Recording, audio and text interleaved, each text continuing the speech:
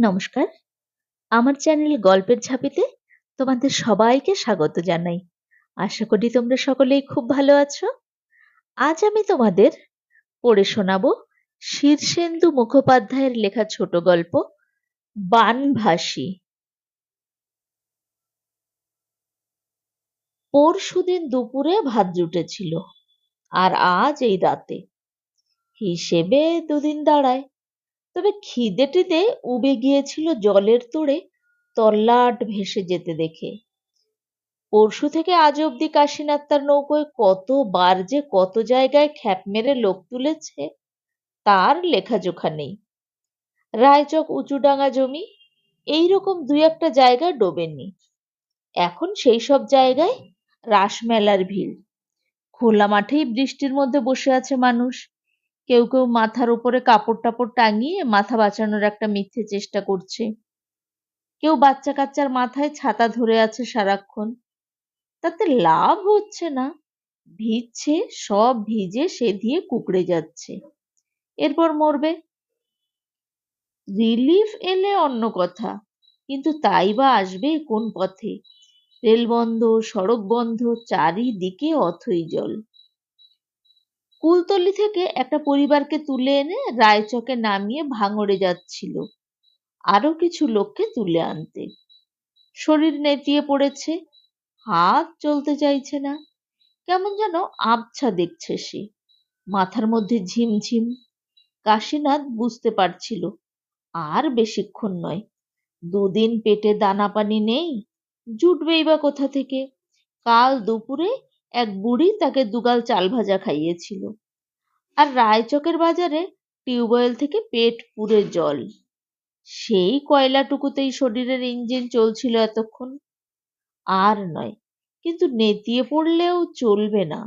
বড় ড্যামের জল ছেড়েছে, তার স্রোতে নৌকো না সামলালে উল্টে যাবে, নয়তো কোনো আঘাটায় গিয়ে পাথরে বা গাছে ধাক্কা মেরে নৌকো টুকরো টুকরো হয়ে যাবে। এই নৌকো এখন মানুষের জীবন তরী, ডুবলে চলে? ঘুমও আসছিল তার, আর বারবার ঢুলে পড়ছিল। বৈঠা বা লগির ওপরে হাত থেমে থাকছে বারবার, ফের চমকের জেগে উঠছে। নয়াবাঁধের কাছে নৌকোটা একটু ভিড়িয়ে কয়েক মিনিটের জন্য চোখ বুজে ঘুমের আলিস্যিটা ছাড়াতে গিয়েছিল সে। যখন চোখ মেলল তখন রাত হয়ে গেছে।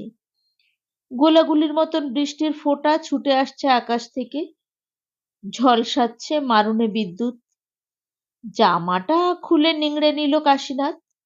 ভাঙড়ে এই দুর্যোগে যাওয়ার চেষ্টা করা বৃথা, নৌকো ডুববে। সে কোমর জলে নেমে নৌকোর বাঁধনটা অন্ধকারেই একটু দেখে নিল। বটগাছের শেকড় শক্ত জিনিস, পাটের মোটা কাছিও মজবুত। নৌকো আর যাবে না। তবে নৌকার খোলে জল উঠেছে অনেক। ফের নৌকো ভাসাতে হলে জল ছেঁচতে হবে। আপাতত জলে ডুবে থাক। ভাসন্ত বানে নৌকোর উপর মানুষের খুব লোভ। জলে ডুবে থাকলে আর যাই হোক, চুরি তো যাবে না। বৃষ্টিকে ভয় খেয়ে লাভ নেই, জলে তার সর্বাঙ্গ ভিজে সাদা হয়ে আছে। সে নেমে পাড়ে উঠল। নয়াবাদ চেনা জায়গা। দু পা এগোলেই হাটের অন্ধকারে কয়েকটা চালাঘর, সেখানে এন্ডি গেন্ডি নিয়ে বানভাসী মানুষের ভিড়। তারপর বসতি, চেনা জানা কেউ নেই এখানে, তার দরকারও নেই। সে বটতলা থেকে আর এগোলো না, একটা মোটা শিকড়ের উপর বসে পড়ল। ঘুম নয়, একটু ঝিমুনি কাটানো দরকার। ঘুমিয়ে পড়েও ছিল। হঠাৎ মুখের উপর জোরালো টর্চের আলো এসে পড়ল। কে রে, কে ওখানে? চমকে সোজা হলো কাশীনাথ। সামনে ছাতা মাথায় কয়েকজন লোক। অন্ধকারে ভালো ঠাওর হলো না, তবু আন্দাজে বুঝলো এলেবেলে লোক নয়। কাশীনাথ কি বলবে ভেবে পেল না। সে কাশীনাথ, কিন্তু এর বেশি তো আর কিছু নয়। সেটা তো আর দেওয়ার মতন কোনো পরিচয় নয় তার। কাশীনাথ ফ্যাঁসফেঁসে গলায় বলল, এই একটু জিরিয়ে নিচ্ছিলাম আগে, চোর ছাচর নই, নৌকোবাই। মাছ ধরো? আগে ধরতুম, এখন হাটে বাজারে মাল নিয়ে যাই। কে একজন চাপা গলায় বলল, ওলাইচন্ডীর কাশীনাথ গো। সামনের লোকটা বলল, ও, এই কাশীনাথ। কাশীনাথ খুব অবাক হলো, এরা তাকে চেনে? কি করে চেনে? তাকে চেনার কথাই তো নয়। তোমার নৌকো কোথায়? বট গাছে বেঁধে রেখেছি, শরীর আর দিচ্ছিল না বলে একটু ডাঙায় বসে জিরিয়ে নিচ্ছিলাম বাবু। দোষ হয়ে থাকলে মাফ করে দেবেন, না হয় চলেই যাচ্ছি। আরে না না, দোষের হবে কেন? তবে এটা কি আর জিরনের জায়গা? তুমি তো মেলা লোকের প্রাণ রক্ষা করেছো হে বাপু। করেছে নাকি কাশীনাথ? প্রাণ রক্ষে করা কি সোজা কথা? প্রাণ বাঁচানোর মালিক ভগবান। সে কিছু লোককে বানভাসী এলাকা থেকে তুলে এনে ডাঙা জমিতে পৌঁছে দিয়েছে মাত্র। তারা যে কিভাবে এরপর বেঁচে থাকবে তা সে জানে না। কাশীনাথ টর্চের আলোর দিকে চেয়ে বলল, ভাঙড়ের দিকে যাচ্ছিলাম বাবু, তা শরীরে বড্ড মাতলা ভাব, তাই। বুঝেছি, বলি দানা পানি কিছু পেটে পড়েছে? সব তো ভুলেই গেছি, কারই বা দানা পানি জুটছে বলুন, সব দাঁতে কুটো চেপে শুধু ডাঙা খুঁজছে। লোকটা দীর্ঘশ্বাস ফেলে বলল, তাই বটে হে, লোকের দুর্দশা দেখলে আঁত শুকিয়ে যায়। নয়াবাঁধে তবু আমরা কিছু চিড়ে গুড় আর খিচুড়ির ব্যবস্থা করেছি, দিন দুই হয়তো পারবো। রিলিফ না এলে তারপর কি যে হবে কে জানে। কাশীনাথের পায়ে অন্তত গোটা সাতেক জোক লেগেছে। সে হাত বুলিয়ে বুলিয়ে সেগুলোকে উপড়ে ফেলতে ফেলতে বলল, সে আর ভেবে কি হবে, কিছু তো মরবেই। তা বাপু, বললি কি, তোমার পরিবার পরিজন সব কোথায়? কেউ নেই বাবু, আমি একা বোকা মানুষ। ঘরদোর ওলাইচন্ডিতে আছে একখানা কুড়ে, তা সেটাও বন্যার তোড়ে ফি বছর ভেসে যায়, এবারেও গেছে। এখন নৌকোই ঘর বাড়ি বাবু। লোকটা একটু হাসলো, বলল, আমাকে চেনো? আমি হলাম নয়াবাঁধের সাধুচরণ মণ্ডল। কাশীনাথ তটস্থ হয়ে বলল, বাপ রে, আপনি তো মস্ত মানুষ বাবু। হে হে, নামটা শোনা আছে তাহলে? খুব খুব, তল্লাটে কে না চেনে বলুন। আমি একটু মুশকিলে পড়েছি এই যে কাশি। তোমাকে যে পেলুম তা যেন ভগবানের আশীর্বাদ। বলছিলাম কি, মংলা বাজার চেনো? খুব চিনি, নিত্য যাতায়াত। সেইখানে কয়েকজনকে পৌঁছে দিতে হবে। নয়াবাঁধে এসে আটকে পড়েছে। এই সাংঘাতিক স্রোতে নৌকো ছাড়তে রাজি হচ্ছে না মাল্লারা। তা স্রোত আছে বটে। তোমার মতন একজন ডাকাবুকো লোকই খুঁজছিলাম আমি। যদি পৌঁছে দিতে পারো তবে ভালো বকশিস পাবে। বকশিসের কথায় কাশীনাথ হেসে ফেলল, হাত জোড় করে বলল, এ তো ভগবানের কাজ বাবু, বকশিস কিসের, ওসব লাগবে না। বলো কি, পয়সা হলো লক্ষ্মী, তাকে ফেরাতে আছে? অত শত জানি না বাবু, তবে এই সময়টায় পয়সার ধান্দা করতে মন সরছে না। মানুষের যা দুর্দশা দেখছি। আমি পৌঁছে দেবো খন। তাহলে এসো, আমার বাড়িতে 4টি ডাল ভাত খেয়ে নাও। শরীরের যা অবস্থা দেখছি, না খেলে পেরে উঠবে না। ঠিক আছে, চলুন। সাধুচরণের বাড়িখানা বিশাল। প্রকাণ্ড উঠোনের 3 দিক ঘিরে দোতলা বাড়ি, 5-7খানা হ্যাচাক জ্বলছে। উঠোনে ত্রিপলের নিচে বড় বড় কাঠের উনুনে মস্ত লোহার কড়াইতে খিচুড়ি রান্না হচ্ছে। চারিদিকে মেলা লোক লস্কর, মেলাই চেঁচামেচি। বৃষ্টির মধ্যেই বাঁশে ঝুলিয়ে খিচুড়ির বালতি নিয়ে লোক যাচ্ছে পিছনের উঠোনে বানভাসীদের খাওয়াতে। সাধুচরণ তাকে নিয়ে ঘরে বসালো, বলল, গা মুছে নাও, বড্ড ধকল গেছে তোমার হে, শুকনো কাপড় পরবে একখানা। কাশীনাথ হাসল, তাতে লাভ কি, আমাকে তো ঝড় জলে বেরোতেই হবে। তাই তো। 10-15 মিনিটের মধ্যেই শাল পাতা আর গরম ভাতের হাঁড়ি চলে এলো। সাধুচরণ বলল, তোমাকে ওই লঙ্গরের খিচুড়ি খাওয়াচ্ছি না বাপু। কাশীনাথ তার খাতির দেখে একটু অবাকই হচ্ছে। পেটে রাক্ষসে খিদে ছিল, কিন্তু ভাতের গ্রাস মুখ পর্যন্ত পৌঁছতেই কেমন গা গুলিয়ে উঠল তার। মনে হলো এই খাওয়ানোটার ভিতরে একটা অহংকার আছে। খাও খাও, পেট পুড়ে খাও হে। ডাল ভাত ঘ্যাট এবং পুঁটি মাছের ঝোল, আয়োজন খারাপ নয়, কিন্তু কাশীনাথ পেট পুড়ে খেতে পারলো কই? কত মানুষ উপসে মুখ করে পড়ে আছে, কত বাচ্চার খিদে চেঁচানি। ঘটির জলটা খেয়ে সে উঠে পড়ল। পাতে অর্ধভুক্ত ভাত মাছ পড়ে রইল। পাতাটা মুড়ে নিয়ে সে বেরিয়ে এসে আস্তা করে ফেলে দিয়ে ঘটির জলে আচিয়ে নিল। সাধুচরণ কোথায় গিয়েছিল, ফিরে এসে বলল, এই অন্ধকারে তো আর মংলা বাজার যেতে পারবে না, বারান্দার কোণে চট পেতে দিতে বলেছি, শুয়ে ঘুমো, কাল সকালবেলা বেরিয়ে পড়ো। এর চেয়ে ভালো প্রস্তাব আর হয় না। সে বলল, যে আজ্ঞে। তারপর চটের বিছানায় হাতে মাথা রেখে মরার মতন ঘুম। কাক ভরে ঘুম ভাঙল। বাড়ি নিঝুম, এখনো আলো ফোটেনি। সে বসে আড়মোড়া ভাঙল। গা গতরে ব্যথা হয়ে আছে, তবে কালকের চেয়ে অনেক তাজা লাগছে, অনেক জ্যান্ত। সে উঠে পড়তে যাচ্ছিল, একটা মেয়ে এসে দাঁড়ালো। কিশোরী মেয়ে, পরনে একখানা হাঁটুঝুল ফ্রক। আবছা আলোয় যতদূর দেখা গেল মেয়েটি রোগাটে। তুমি আমাকে মংলা বাজারে নিয়ে যাবে? তা তো জানি না। সাধুচরণ বললেন, কাদের যেন পৌঁছে দিতে হবে। আমাকে আর পিসিকে। তা হবে, পিসি পৌঁছবে, আমি কিন্তু জলে ঝাঁপ দেব, আমাকে বাঁচাতে পারবে না। কাশীনাথ হাঁ করে মেয়েটার মুখের দিকে চেয়ে রইল কিছুক্ষণ।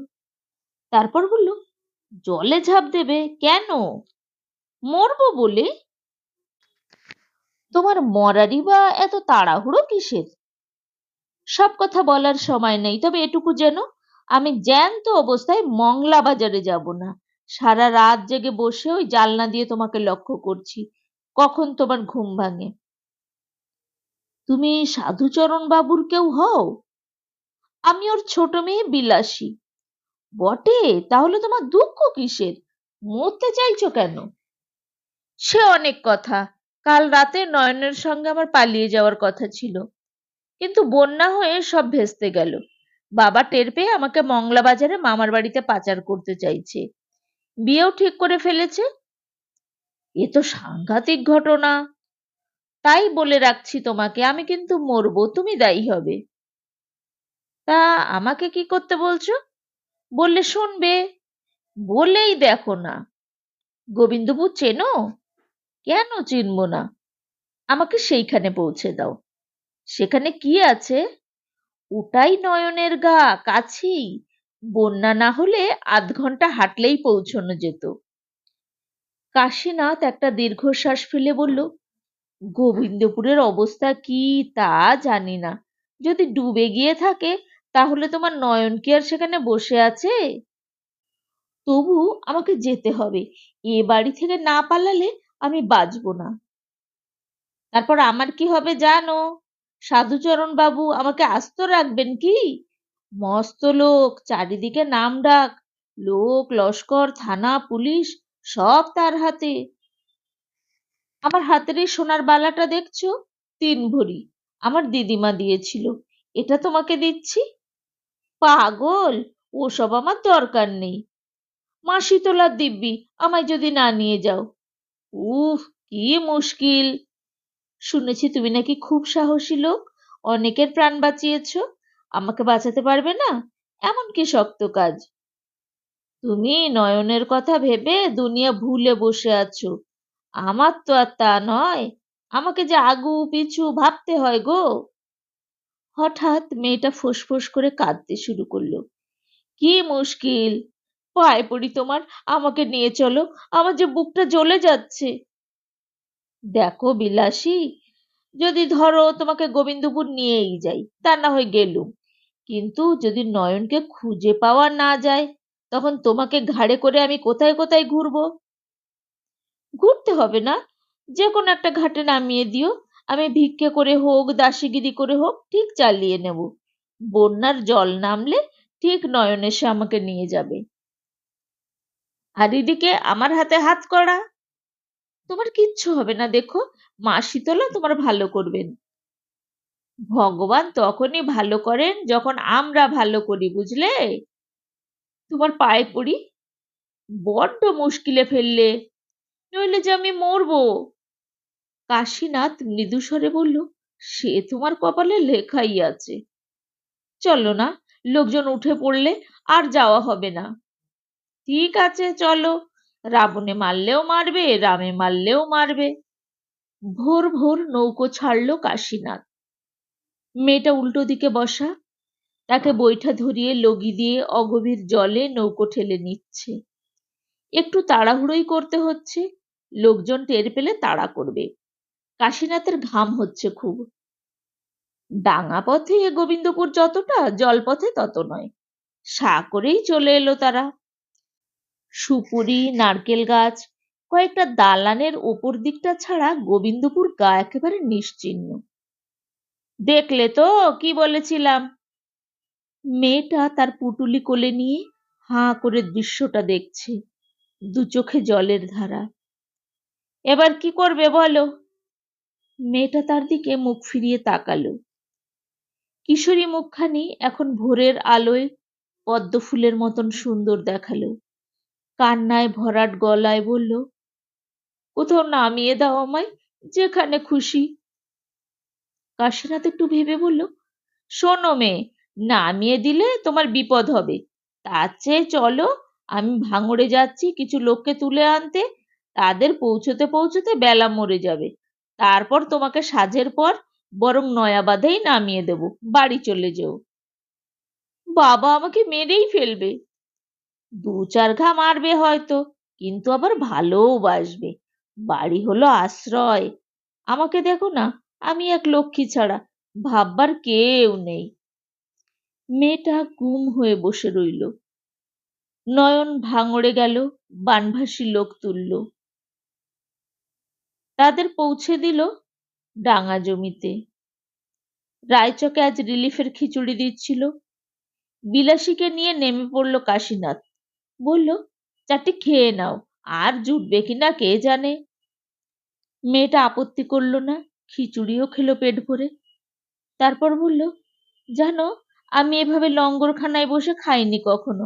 আমার বেশ লাগছে। মানুষের কি কষ্ট, তাই না? খুব কষ্ট। কাছে পিঠে থেকে আরো দুটো খ্যাপ মেরে কিছু লোক এনে ফেলতে হলো কাশীনাথকে, সঙ্গে সারাক্ষণ বিলাসী। কেমন লাগছে? খুব ভালো লাগছে, কষ্টও হচ্ছে। একটা কথা বলবো? কি? আমি না নয়নের দেখা পেয়েছি। হ্যাঁ? কোথায় দেখা পেলে, বলনি তো? রায়চকে। আমাকে দেখে তাড়াতাড়ি ভিড়ের মধ্যে মিশে গেল। বললে না কেন, ধরে আনতাম। মাথা নেড়ে বিলাসী বলে, তাকে আমার আর দরকার নেই যে। সে কি, তার জন্যই না বিপদ ঘাড়ে করে বেরিয়ে এলে? সে এসেছিল, এখন এত মানুষ আর তাদের কষ্ট দেখে মনটা অন্যরকম হয়ে গেছে। মনে হচ্ছে নয়নও আমাকে চায় না। বাঁচালে, তাহলে চলো, নয়াবাঁধেই তোমাকে রেখে আসি। বিলাসী ঘাড় হেলিয়ে বলল, হ্যাঁ। নৌকো বাইতে বাইতে কাশীনাথ বলল, বাবার মারের আর ভয় পাচ্ছ না? বিলাসী আনমনে দূরের দিকে চেয়ে থেকে বলল, বাবার কতটুকু মারবে, ভগবান যে তার চেয়েও কত বেশি মেরেছে এত মানুষকে। কাশীনাথ একটু হাসল। এতক্ষণ তোমরা শুনছিলে শীর্ষেন্দু মুখোপাধ্যায়ের লেখা ছোট গল্প বানভাসী। গল্পটি কেমন লাগলো চটপট কমেন্ট বক্সে লিখে ফেলো, আমি তোমাদের উত্তরের প্রতীক্ষায় থাকবো। গল্পটি যদি ভালো লাগে বন্ধুদের সঙ্গে শেয়ার করো, আর একটা লাইক দিও প্লিজ। আর আমার গল্প পাঠ যদি তোমাদের ভালো লাগে তাহলে অবশ্যই আমার চ্যানেলটিকে সাবস্ক্রাইব করো। পরবর্তীতে আমি যে গল্পই পোস্ট করব তাহলে সেটি সবার আগে পৌঁছে যাবে তোমার ফোনে। অনেক অনেক শুভেচ্ছা নিও, ভালো থেকো, আর আমার পরের গল্পের জন্যে অপেক্ষা করো।